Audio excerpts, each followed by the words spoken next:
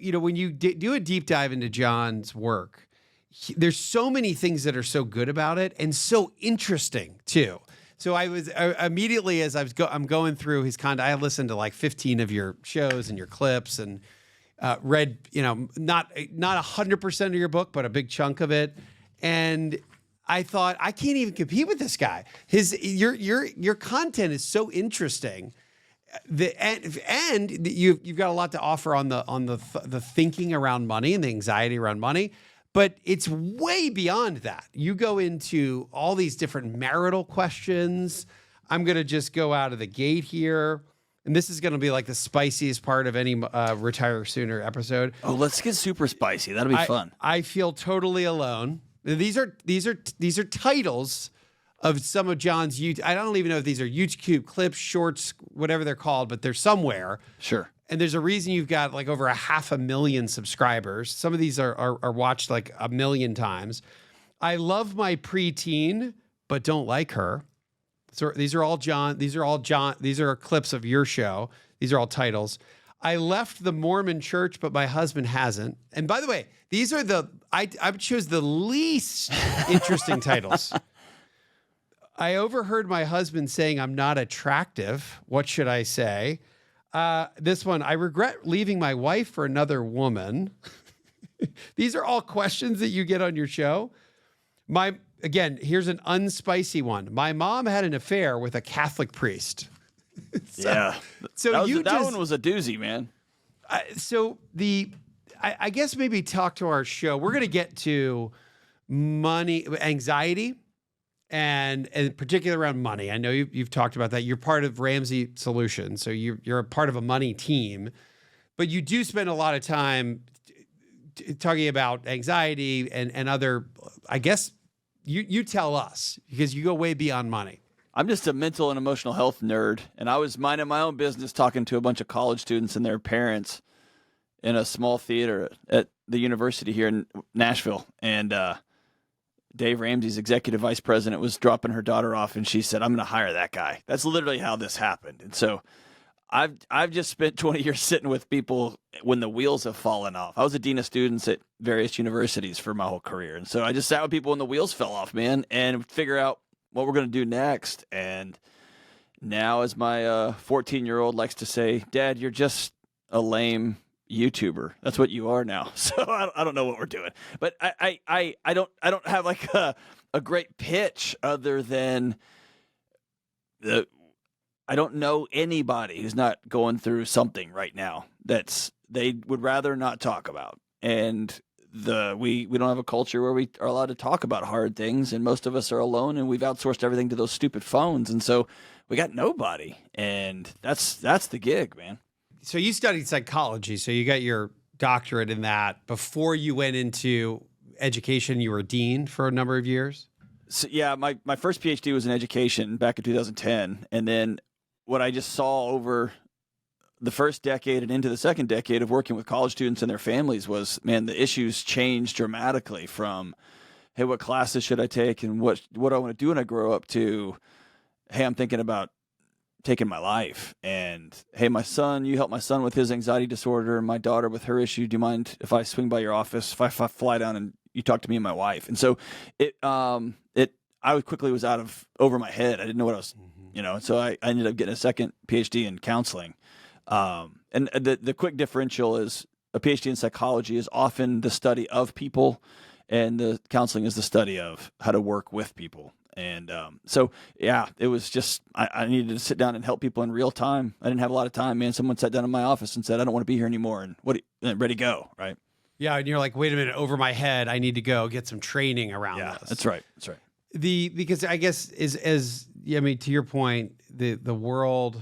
Well, maybe just share that. I mean, you have the way you kind of you talk to us, our audience, a little bit about the how the world has kind of evolved quicker than our humans have been able to evolve with it, and it's like we're almost like fish out of water that creates all this anxiety. Explain what you mean by explain that. That's a great way to put it.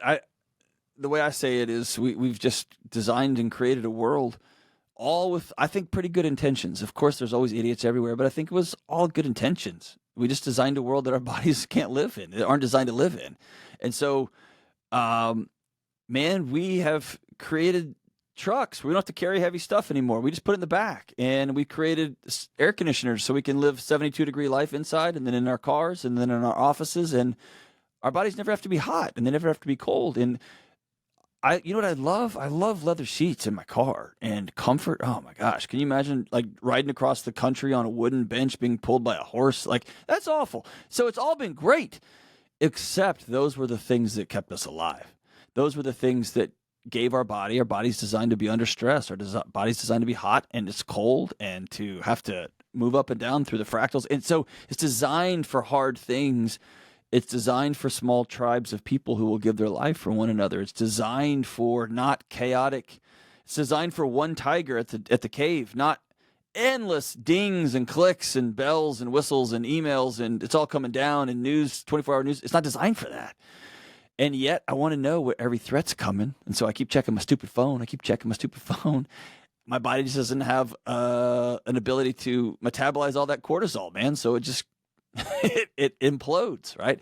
And so we've created this chaotic world, and anxiety is not we talk about anxiety as though it's like a hoodie we put on or like a disease we got. It's not. It's just your body trying to get your attention. He has anxiety. Ooh, yeah. What's wrong with that dude? He's got it, right? I have it. No, you don't. It's an alarm system inside your body just saying, hey, we've identified you're probably not safe. Ta-da, that's anxiety. And the big challenge is, why did all of our alarms go off at the same time? Well, we've created a chaotic, crazy world. So that's what you're saying here is that we're constantly to your point, your analogy is like we're used to saying, well, we've got this one tiger, let's combat that, but not 100 tigers a day. And we've essentially, by being pinged by our phones and not being able to turn off the news and then social media, it's kind of a 24/7, which brings out the anxiety in all of us is I guess where we live right now. It's just your alarms are going off 24/7, right? And now we've moralized it. If you don't care about that small group of people over like halfway across the entire planet and what their plight is, it's because you're soulless. You shouldn't exist. You shouldn't be a person.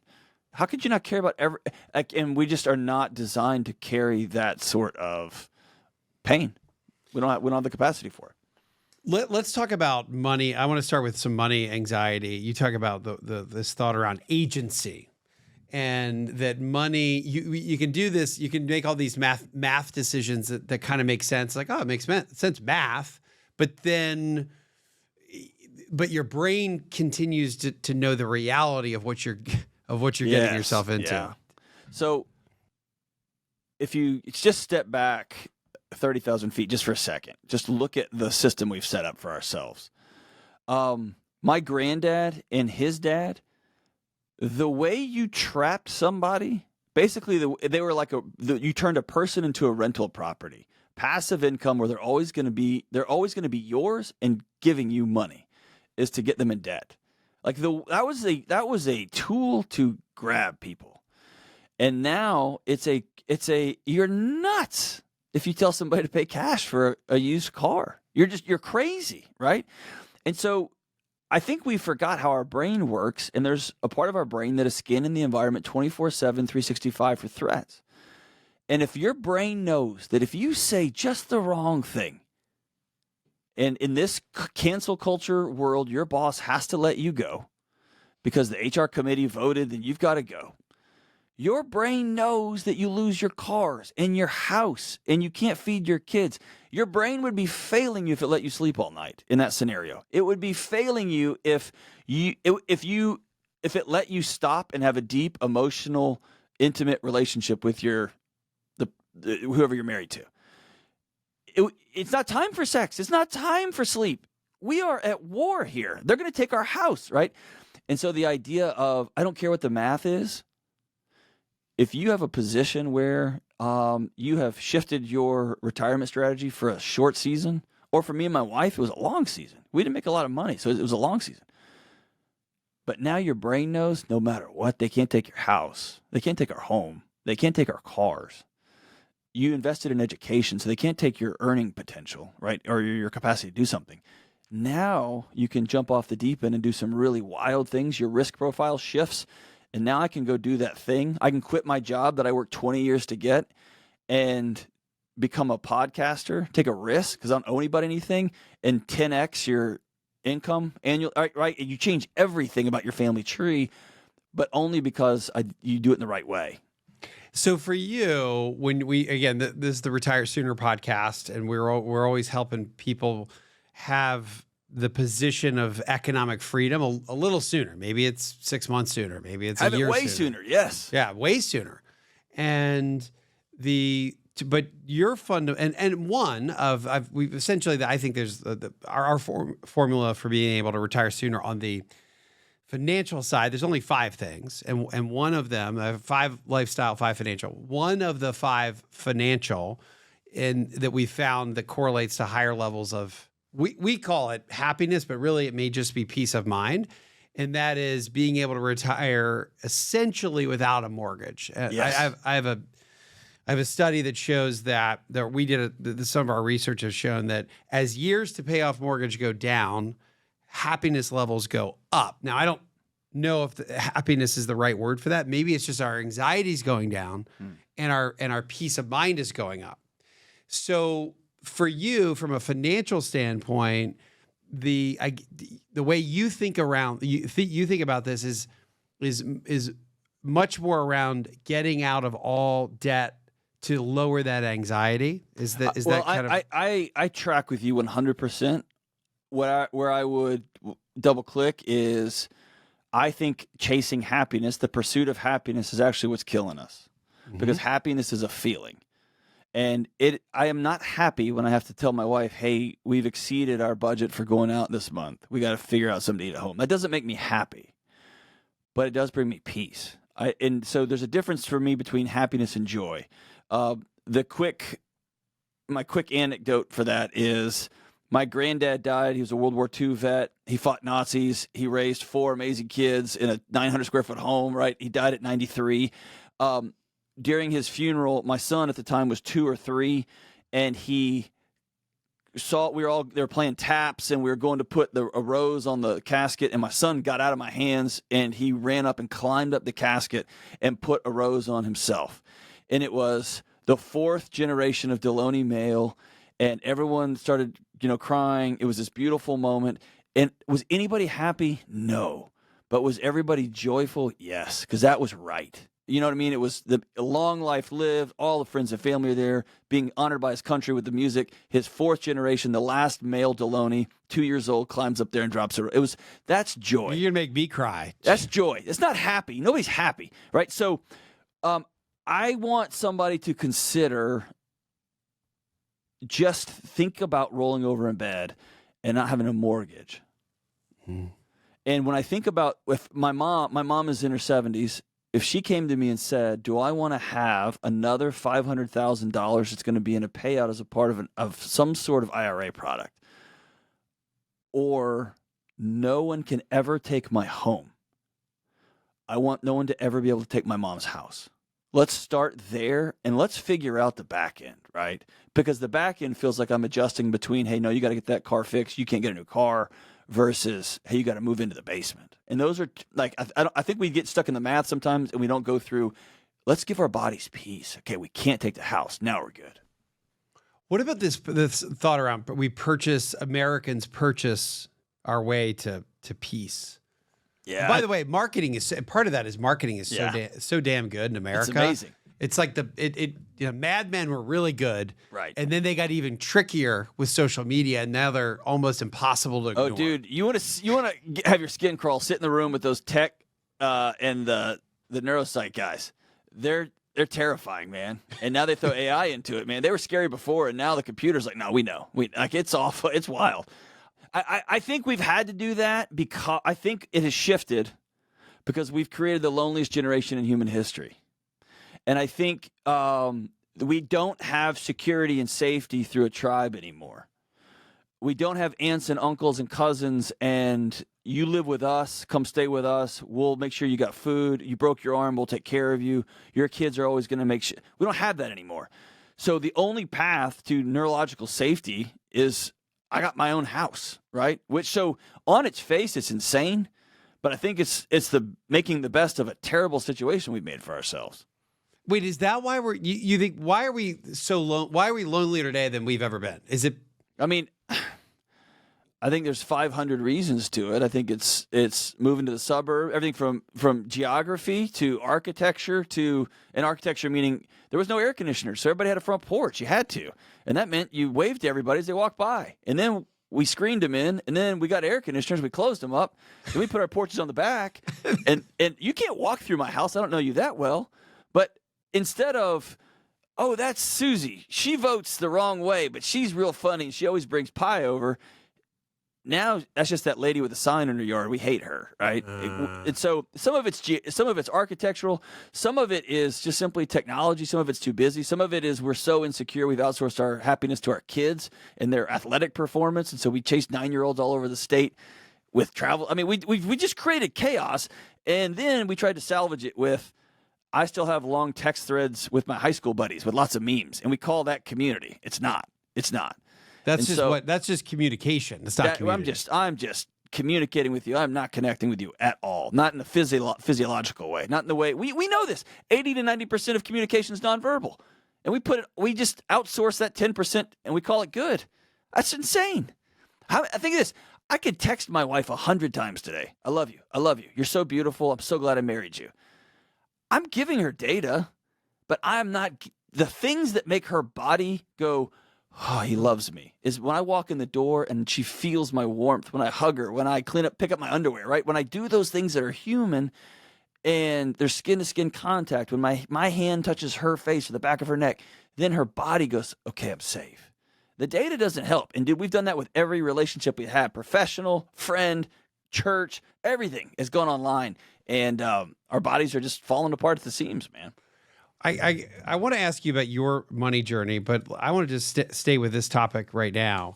Is there, I mean, realistically, what can we do about it? What should we do about it?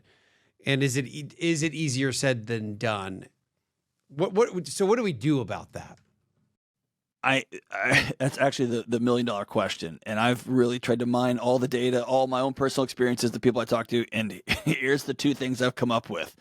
Drum roll, please, because these are good. These are earth shattering. Number one, be weird. Number two, go first. That's it. That's all I can. And then number three would probably be say yes. I think here's my analogy. I was a dean of students at a law school, and I'm not an attorney. There was 3 of us in the United States that were dean of students of law schools that weren't attorneys. And they brought me in to help the mental health of these young law students who were, I mean, just law students in general were not doing well across the country. Their mental health was in the toilet. And I came home day after day, week after week, telling my wife, and her PhD is in pedagogy. So she is her. Well, what is that? She studies how to teach and how people learn. She's way, way smarter than me. And so I would come home every day complaining, these students don't know how to do this. They can't do this. They don't know how to talk, whatever. And one day over dinner, she just leaned over and she smiled and she goes, hey, I've been thinking, I have an idea for you at work. And I was like, what is it? And she goes, you should quit. And I said, why? And she goes, clearly your students are just too stupid for you. You're way too smart for these guys. And obviously she was making fun of me. And I got kind of quiet because she was right. And she goes, or another option is you could actually be a teacher and start teaching them the things that you think they need to know to be successful. And so we started Human 101 stuff. And it was transcendent. It was amazing. So I tell you all that to tell you, we've just entered into an era where over the last 10 to 20 years, we have lost the skill of sitting and listening with somebody. We've lost the skill of hearing somebody tell a story about how they're hurting, and we don't have to solve it for them. They're not stupider than we are. They don't want that. They just want us to hear them. We don't know how to sit in other people's pain. We don't know how, we don't know how to do? We don't know how to celebrate with other people. If you walked in and were like, hey, you're not going to believe this, man, my kid got the part. Everyone would be like, oh, okay, my kid got the part. We don't even know how to cheer each other on anymore.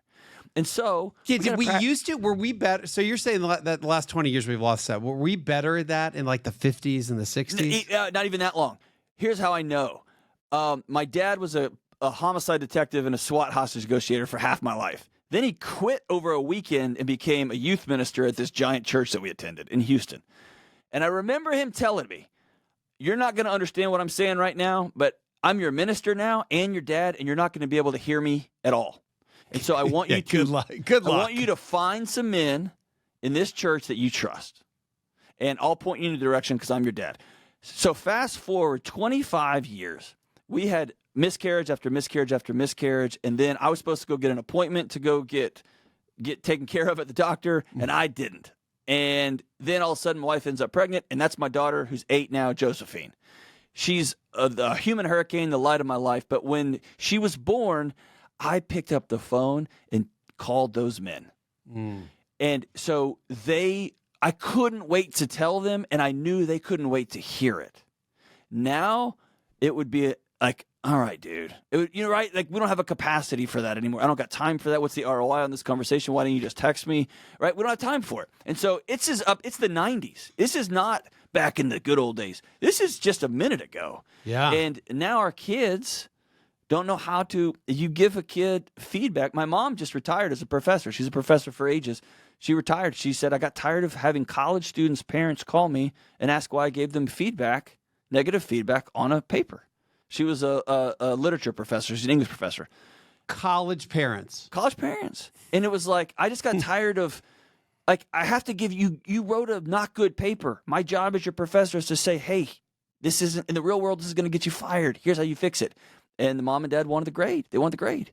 And so we have a generation of young person that doesn't know how to do it. And so instead of being mad and throwing a temper tantrum like I was doing back at the law school, I'm okay. Then we got to learn. And the only way we can learn is Easter. We have at my house. I call it the group of randos. It is a hodgepodge of people that my wife and I like. Who'd you invite?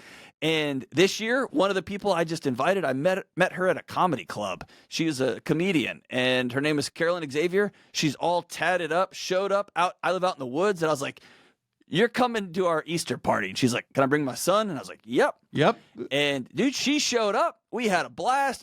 She grew up next to somebody. It was wild. But imagine how weird that is for her to have some mental health podcast guy be like, you should come to my house in the woods. That's how horror movies start.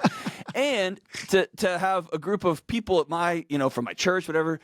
And dude, it was amazing. And so we all were weird. We went first. And I think we just have to realize this. The choice to be lonely is the choice to die early of countless maladies, heart disease, brain disorders, stroke, anxiety, depression. We can just go on and on and on and on. It's killing us. We are Netflixing ourselves to death. And so go make friends. Go make friends. So is that part of your, when you're saying be weird, is that? Just ask the guy, hey, you want to go get a drink? Just ask him, hey, man, I don't know how taxes work. Could I go buy you lunch and you teach me?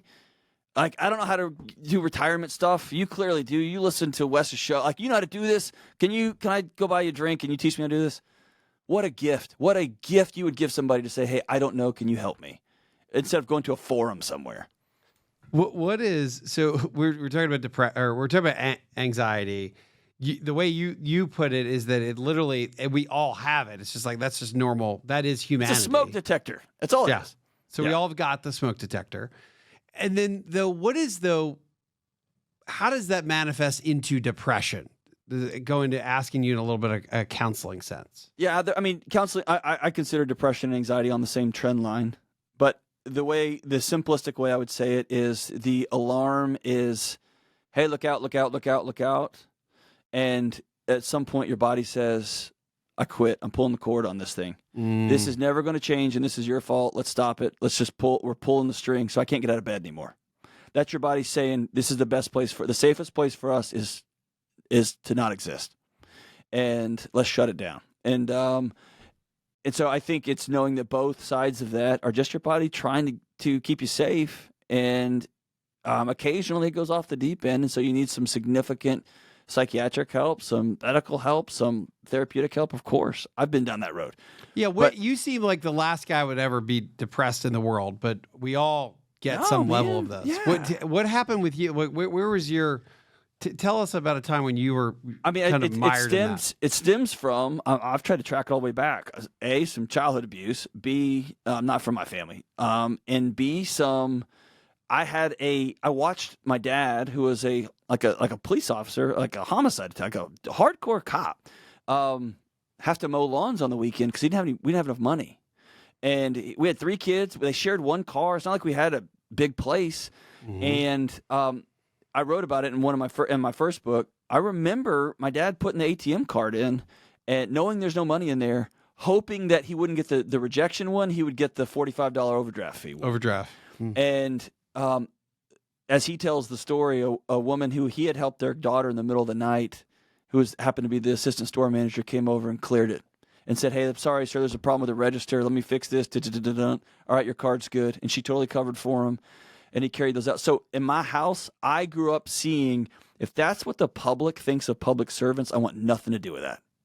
I'm going to go solve this insecurity and this angst in my home and this chaos in my house by making a whole bunch of money and becoming so titled that you can't touch me.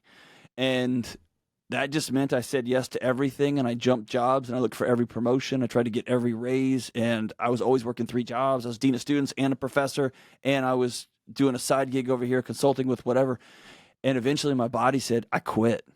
And then also I had a son. I didn't know how to be a dad. I didn't know how to be a husband to somebody who I didn't know how to do any of those jobs. I just knew, okay, I can help my family, not by being a compassionate, connected husband or by being a connected father. I don't know how to do that. I'm clearly doing it wrong. I'll go make more money. That's how I'll help my family. And so I just worked more. And then eventually my body just said, screw you, man, I quit. I'm out. I can't do this. And you're like you're redlining. You're redlining. And I ran out of gas. That's it, man. And what happened though? What did you kind of just shut down for a while? You're a finance guy, so you'll get this. I had calculated beautiful mind style.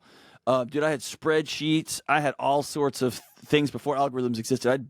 I just had mapped out after the 2008 and 9 recovery, as they started recovering back. The bond market was, I just created this path where, oh, this all ends. They're going to have to nationalize housing because the whole thing's going to fall over. They just propped it. And I was crazy. I was out of my mind. And I'd sold my house and moved my family into a residence hall so that I would not be held liable when this thing imploded. I didn't want to be, dude, I was nuts. And I was a YouTube conspiracy theorist before that existed. That was me. You believed it and you took action on that. I took action. Yeah. And I remember sitting down with the CFO of a $150 million company, and I mapped it all out for him. He was a friend of mine. And I remember saying, I'm going to cash all this out. I'm going to move all this. And he looked at me and said, I don't understand what you're doing over here, like with my plan. And he just goes, don't do that. Like, don't cash out. Don't sell out. Please don't do that. And hey, here's the deal. A PhD in education. I'm a mental health guy. I walked out of that and I stood outside his office and I thought to myself, he didn't see it. He didn't get it. It's all coming down. And so my big moment was I was walking across the campus where I lived to my office, and by that time I was over so much stuff. And I think that's the big illusion. People think crazy people are like, hearing voices and run down the street. Dude, I was in a suit, man, and I kept getting promoted all this time. I was good at my job, and nobody knew. They knew I was electric, and I turned around and got back in the car, and I drove 3 hours away and met with my buddy who's a medical doctor, and I scared him to death. I said, I'm not okay, and this has to stop. And he says he still gets goosebumps to this day for that meeting. And he was a friend. He sat with me for 2.5 hours, and that was step one on the road back. Whew, I got little goosebumps there too. It was a lot. Yeah. And then so now you've made a lot of progress. I mean, that's a long time ago. That was over a decade ago. Yeah, that's a long time ago. And now and I totally see. I think that it's hard. It's almost impossible to argue for anybody listening. Maybe not everybody, because I know that the watching of the news went down a lot. I think in like 2020, or maybe it was the year after COVID, when we definitely hit the brakes on the news, right? We ratings for, I think, CNN were down like 70% at one point. So the people are still listening. It just moved to Rogan and Tucker, and it's moved offline into social media. You think we're still consuming just as much? Yeah, the numbers I got yesterday, in fact, was the YouTube now is bigger than all of the news sources.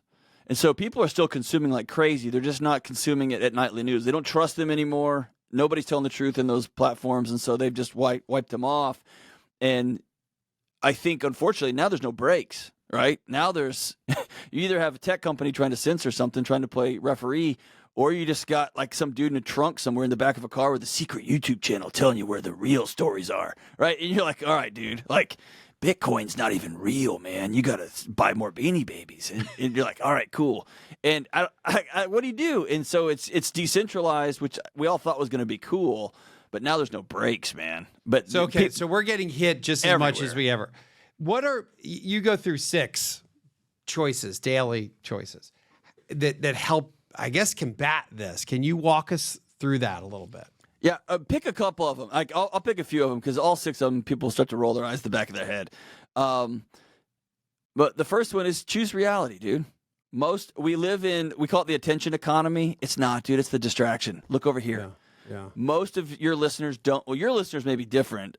Most people listening to my show would, if I said, "What's your net worth?" they could not give me that answer. They would know that number. They don't, and they'll say, "I don't even want to know, man. I don't even want to know." And so we just Netflix. The next series comes up. They'll tell you when the next episode of like The Bachelor's going to drop, but they don't know how much is in their retirement account and how much like credit card debt they have. So we don't know the state of our marriages. We don't know the state in that stuff. The second one is you got to choose. It's like pull your head out of the sand when face reality is like pull your head out of the sand. We've heard the phrase, the body keeps the score. Your body knows you don't have enough money for retirement, whether you want to admit it or not. Your body knows, your nervous system knows that your wife is 2 inches from you on that couch and 2,000 miles away from you relationally. Your body knows.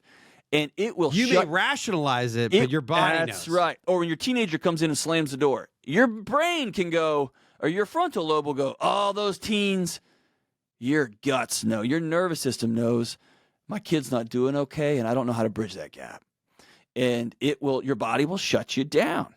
It will shut you down. And if it doesn't, it'll medicate itself with chaos theories and conspiracy theories. It will get that adrenaline. It will get that cortisol pumping because that's how it stays functioning.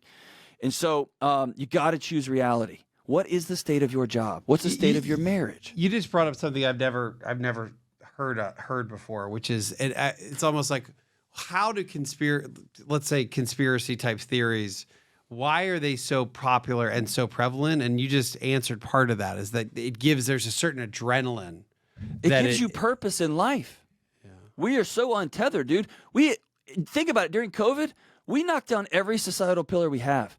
We don't trust the government. We all kind of thought the government's probably kind of, they got our best. There's crooks. It's the government. But they're trying to keep us safe. Education, like those teachers, they really love them kids. And, my doctor, all doctors go to med school. They're all real smart. They all know the same stuff. And overnight in churches, like at the end of the day, they believe in Jesus and they're going to save us, right? And they want us to be, overnight. It's like, dude, we don't trust the government. We don't trust schools. Our doctors are trying to kill you. Those teachers are trying to kill them kids, either by making them wear masks or not wear masks. And the churches that got political on one side or the other. And so dude, overnight we became completely untethered. And now we're so desperate for community. You know where we find it? Hey, I saw Bigfoot. Oh, yeah? I believe you, right? Or the earth isn't round. We're so desperate for connection and then purpose. And conspiracy theories fill both of those in a pretty profound way, man. You talk about choosing freedom. Let's talk about that. How do we choose that? That's everything from calendar to clutter to buying things.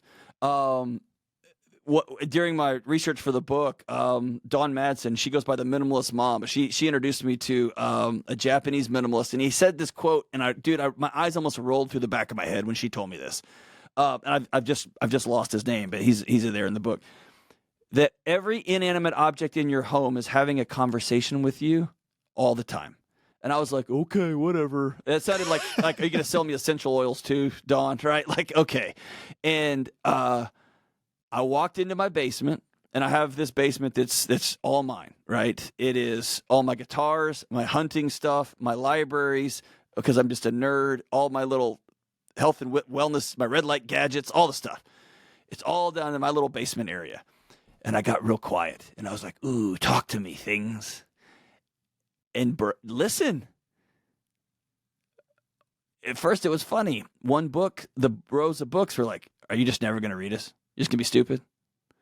And I was like, no, I'll read you. Seriously. And then the guitars on the wall were like, remember when you used to like be good at playing guitar and you used to like play out and have a band when you were cool? Remember that? Remember your wife fell in love with you? Where'd that guy go? And I just started quietly listening, and they never shut up. And then I went upstairs, and the dishes were like, oh, you're going to be that husband? You're just going to walk on by? Because I guess your wife doesn't do anything, so she could probably do these too, huh? You're going to be that guy? And then my clothes were like, oh, remember when you used to actually lift weights and you could fit in us, and now you can't? And so I realized, oh my gosh, all our crap is talking to us all the time. And so it became, I'm not a minimalist by any stretch of the imagination. I'm more of a maximalist. I'm more of a prepper. But I don't need all this stuff. Oh, what are we doing? What are we doing? And here's the deal. It's very simple. My granddad lived in the Great Depression. He kept balls of string because there was nowhere else to get string. They straightened nails because that's all they had. And then my dad, who was told no every second of his life, was born in a generation. My dad's 75 now, 74, where they had this awesome new invention called credit. And dude, we're going to mail you a card. You can buy it later. And he overcompensated, bought everything. And now I'm in this world where it's abundance and geez Louise. And so freedom is from stuff. Freedom is from a calendar where if you have a calendar that you miss the first meeting by 10 minutes on Monday, your whole week falls over, which is my life right now. Freedom from, dude, the bank, a Toyota Motor Company, and I love Toyota. That's all I drive. They're not going to be the person who tells me I have to go to an abusive boss tomorrow. But if I have a car payment, I got to go because I told them I'd pay. I said, hey, I'll drive your car home and I'll pay you back. And I told that bank, hey, if you let me live in this house now, I'll pay you back.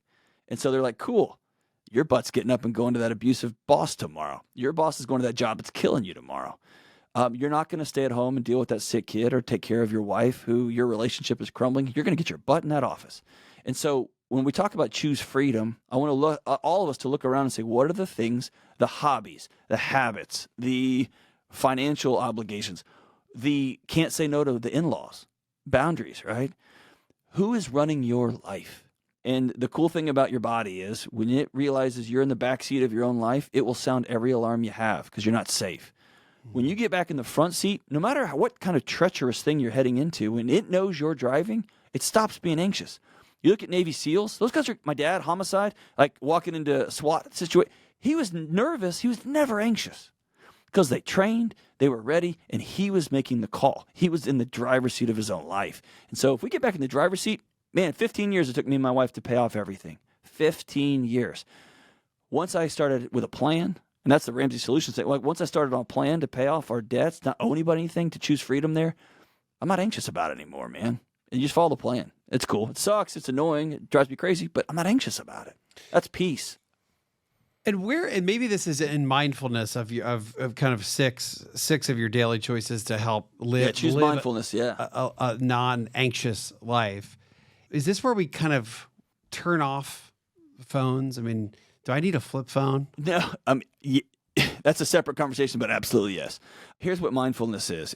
It's not like a dude on a cloud sitting crisscross applesauce with no electronics. That's not mindful. Mindfulness is simply how far can you extend the gap between what just happened to you and your response to it. That's mindfulness. That is the guy cutting you off in traffic before that finger fires up off your can you just take half a second before you grab that candy, before you grab that cigarette, before you respond to your wife, before you hit that kid?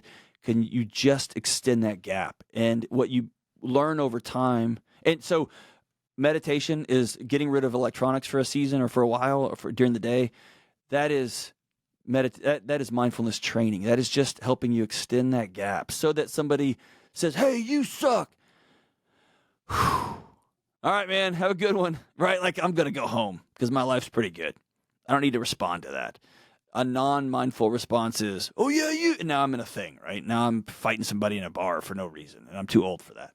So mindfulness is just, can you extend that gap before you go respond, before you reply to that email, before you reply to that Twitter, that Twitter thing, before you change the channel, before you pick up your phone and start swiping, before you cash out of your retirement.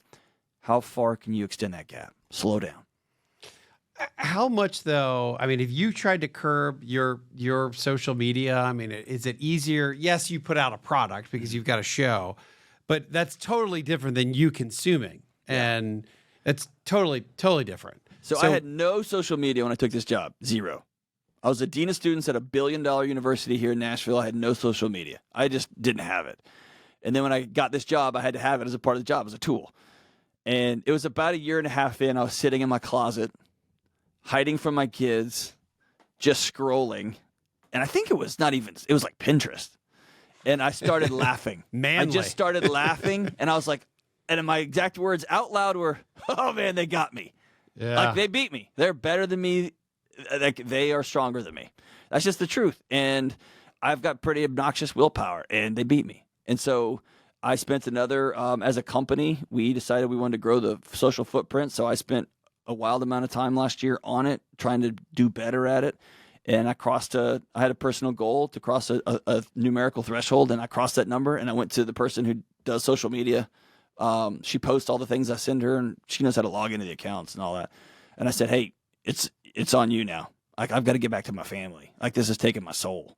And so, so you're done. You can, to some extent, be done with it because you have a team. It is a work tool.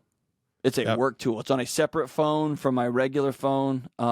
It's paid for by my office because it's a requirement for my work. I start treating it like a drill. I used my drill this weekend to fix some stuff at my house. I do not carry that drill in my pocket 24/7, 365 in case a construction emergency breaks out, right? So I don't carry my social media phone with me everywhere. It's a work tool that I use at work, and that's what it is. I guess I was going to ask you about that too. It's vices and addiction and things that go along that are supposed to help with anxiety, but they really kind of hurt anxiety. Maybe just give us your ideas about that. When I think of addiction, I think so addiction was a sin forever. And as a way to stop moralizing it, we turned it into a medical condition and called it a disease. And I think what ultimately is happening in the literature is it's an adaptive strategy that keeps you alive. And so I quit asking people, why are you drinking? I used to be my question, why won't you stop drinking? To my question now is, man, what in the world is going on in your life that this is the best way your body figured out how to survive? Why do you keep work? Why do you work 100 hours a week? Dude, what are you and your body hiding from, man? Like, what are you trying to get? Like, your dad's not going to call. He's not calling. He's not going to tell you he's proud of you. That call will never come. You can't buy your wife's love. You can't. And if you can, then she's not a great partner for you. Like, you don't need to have that conversation, right? So I think addiction, I used to tell my students that the worst part about cocaine is it works. It works. It's amazing until it kills you. The worst part about alcohol is it works until it takes everything from you. And so I look more at addiction. And by the way, working 150 hours a week your body's hiding from the same thing as alcohol, right? It's the same thing. Sex, all of it's the same. You're just hiding. And so I have a lot more compassion about addiction because addiction works until it doesn't. So, man, what is your body trying to protect you from? That's a much more interesting question. Now let's talk about relationships. You mentioned this thought that your body knows if you're 2 inches from your wife, but she's 2,000 miles away. What's the role of that daily anxiety on relationships? Because you do a ton of relationship stuff on your show. Yeah. That's mostly what the show is turned into. It becomes in relationship circles with counseling nerds, we call it the sick dance. My body recognizes that my wife is having to create a life of her own because I'm radioactive, because I'm anxious all the time. And when I'm anxious all the time in my house, and I start talking about conspiracy, I start like, what about this? And hey, did you hear about this? And this guy might get fired. And then all of a sudden this, and it burns my wife out. And so she has to create a pocket of space inside of our home that's full of 2 kids and 3 dogs and a bunch of chickens and a crazy husband. So you're in the woods. That's right. Man. You're in the yeah. There's banjos everywhere. I mean, we're in the woods. But she has to create a pocket of space, which might include putting her headphones in, listen to a podcast, which might, hey, I got to go upstairs and work, and she's a writer, so I got to go write. And that sounds my alarms. Oh, she's leaving you because I got abandonment issues. So she's leaving you. So it sounds the alarms a little bit louder, and I get a little more anxious, and I start watching a little more YouTube, and I eat a little more junk food, and so I just amplify it. The way she described it was I was like being married to a taser. I was so hard to get connected to because everything was so doom and gloom, or my body, like my heart rate was 10 or 15 beats higher than it should. Like it was just always fight or flight. And and it makes it impossible for her. So we're asking spouses to wade through that electric fence in order to grab our hand on the other side. And I get it when they say, I just can't get shocked anymore. And it makes the electricity harder, right? So the worst part about anxiety was this, that I found when I was writing that book, is that when you're anxious about something in your body and you avoid it. So here's one of my things. I got so freaked out about the economy back in 2008, 2009, because I realized, that's a thing that can take everything from you and you can't do anything about it. Right. And as a control freak who came from a wild house that was like, man, I'm going to control every variable. I'm going to get every degree. I'm going to make all this money and no one can touch me. Oh, no, there's this thing called called mortgage-backed securities that can go away and it takes everything. You're done. And so every time I would walk by a stock ticker and there was a red arrow pointing down. Oh, you would get freaked out. Dude, my stomach would drop. My heart would start beating. My stomach would get all that warm feeling. As though I'm about to get in a fist fight in an airport, right? And it was my body going to fight or flight. And it would do it all the time. And what I learned in the neurological research is when you avoid, so what I do, I stopped watching the news. I started avoiding that. What that did was it gave my body what it wanted. And so it actually reinforced and made the anxiety response stronger. It made it louder. So when you're anxious of something and you avoid that thing that you're anxious about, your body goes, oh, sweet, that worked. That kept us safe. Double click on that, put a GPS pin in that, and next time let's double it up a little bit because that worked.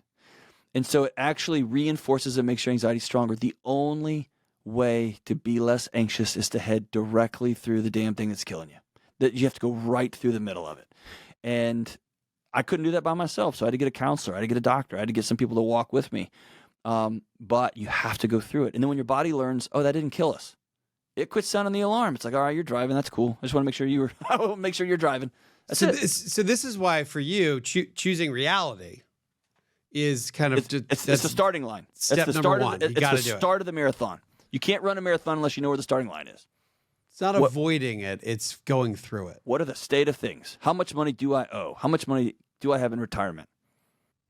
Is that the thing? If you think about how you've kind of transformed over the last more than a decade and a half or so, can you point to one most important thing that helped you with that, or is it learning that you've got to go through that anxiety, or is it getting out of debt? Like what is your top number one or two?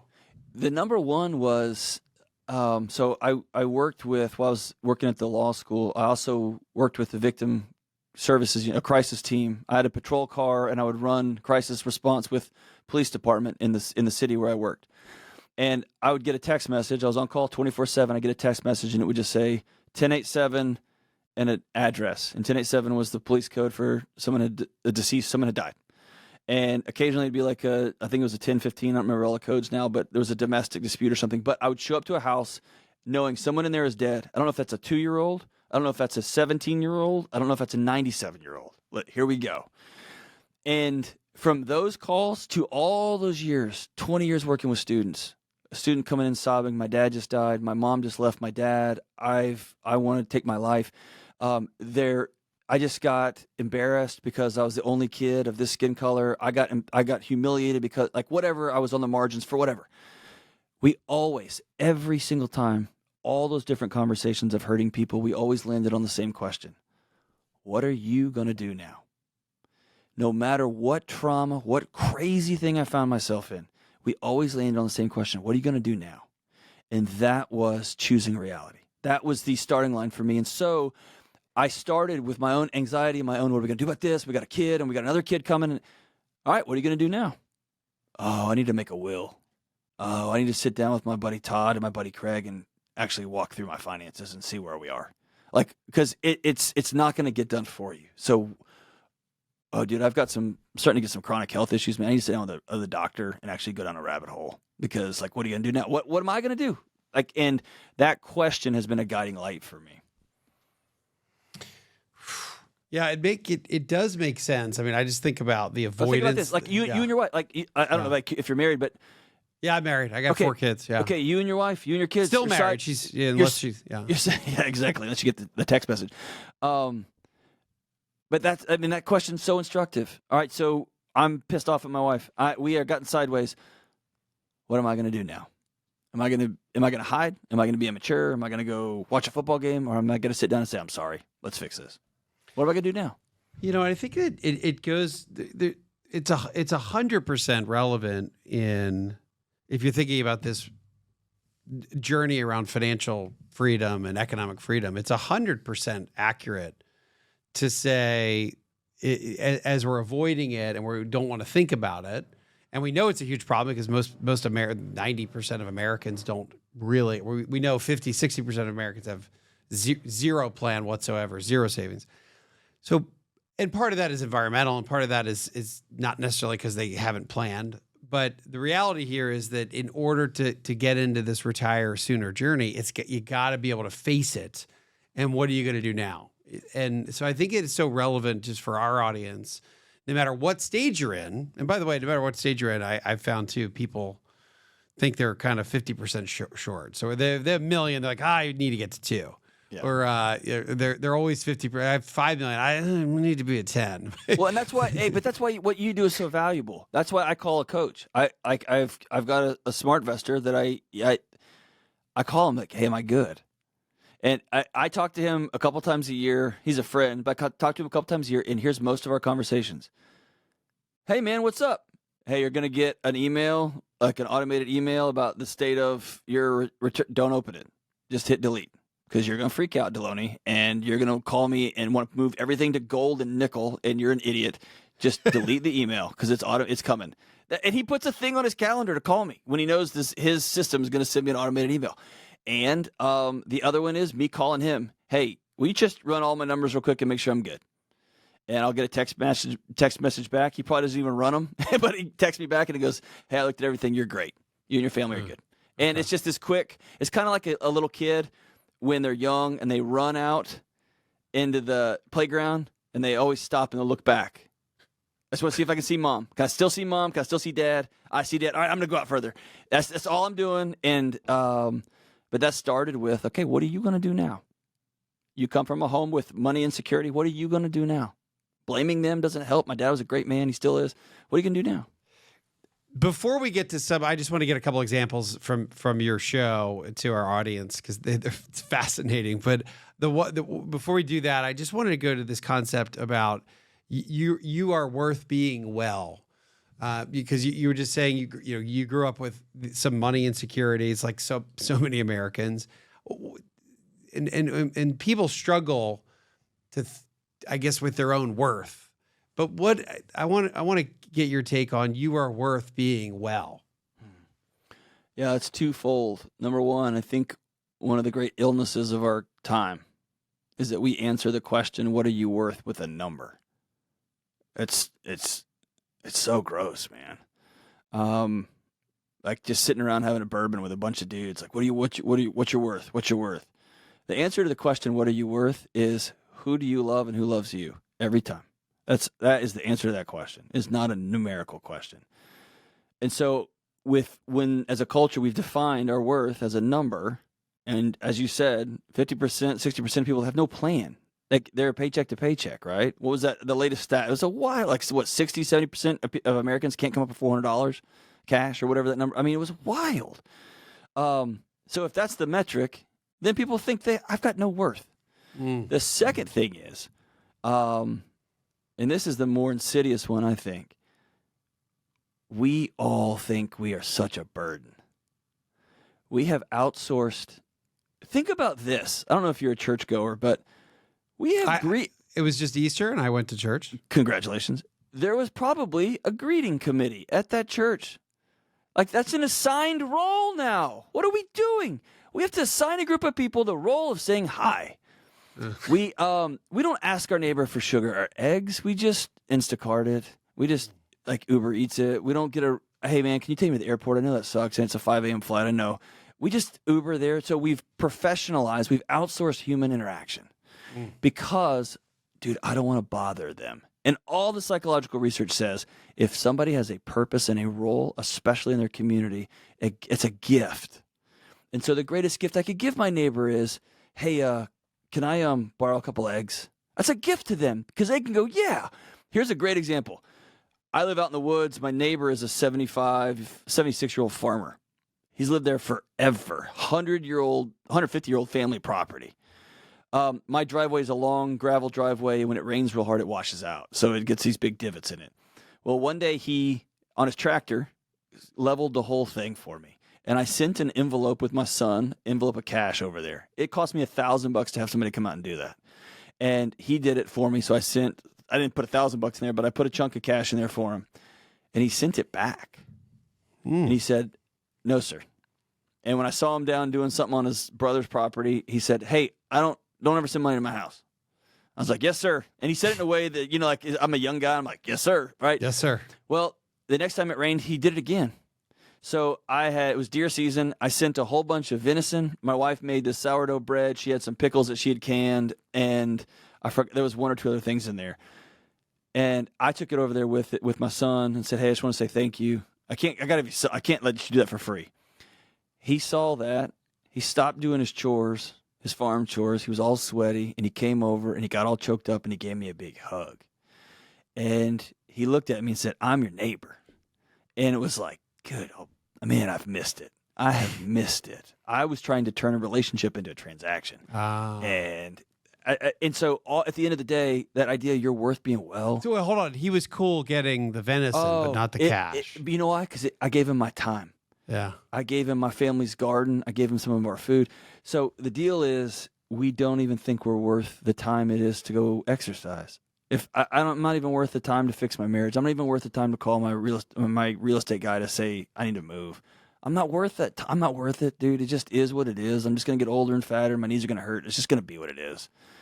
And so I think all life change, whether it's I want to change how soon I can retire, I want to get out of debt, I want to do all these things. It all starts with, dude, you have to believe you're worth even the effort because it's going to be a lot of effort. It's going to be hard. You're worth that effort, man. You're not a burden. And I think starting from there is the starting line. That's where the gun goes off. Because if you don't have that, man, what are you doing it for? What are you doing it for? Yeah, it's the fuel you need your own. It's the fuel that you need in your tank. Right. All right. As we wrap up today, I want to just ask. I was looking at your old clips, your new clips, your most popular clips, and you have such wild. I mean, you've almost turned into like the Dr. Drew, the Dr. Ruth, the all in one in all in your That's show. some great company, right? Yeah. And I guess but a lot of this goes back to relationship. These are relationship issues, and it's a lot about husband and wife, and maybe it's about either infidelity or lack of trust, or my husband did this or my wife did that. And then I feel totally alone. I hate my kid. I love my kid, but I don't like my kid. I guess if you were to think about, your advice that ends up getting the fundamental bedrock of your advice that probably relates to a lot of these same questions, what does it come down to often? Or is it, what are you going to do next? Or is it the root of so many of these problems people are calling you with? Is it anxiety? I mean, I think we have a culture that's over pathologized every negative feeling and emotion. And so when a married couple, when a guy goes to work and his coworker is beautiful and hilarious and she laughs at all his jokes, and She remembers his birthday, and his wife, who's taking care of his 3 kids, forgot or was like, "Oh, tonight it's gonna be so fun." And suddenly, for the first time in a long time, he feels alive, and his heart starts beating a little. Like right there's he gets a little spark back. We think we're broken. We think something's wrong with us, Guilty. and there's The guy nothing feels wrong. guilty. Like that, I am somehow dysfunctional, and you're not. You're not. So we've pathologized. No, it is totally normal to be attracted to someone who thinks you're funny and who's beautiful and kind and great and smart and brilliant and accomplished. You're crazy if you're not attracted to them. Now what are you going to do? Right? Now you have to be wise, right? And you might have to ask for a transfer. You might have to stop telling jokes. You might have to leave your personal stuff for you and your wife. Or maybe you have to ask yourself, why don't I feel alive at home, and what role am I playing in that? And I'm going to go sit down with my wife. Let's go to a weekend intensive because let's get our spark back. Because that tells me I'm still capable of an inner fire. Let's go figure that out. And she might say, I'm not doing it. And now you got to deal with that, right? And that's the choosing reality. That's she's right there. I'm all in. Well, I'm not, right?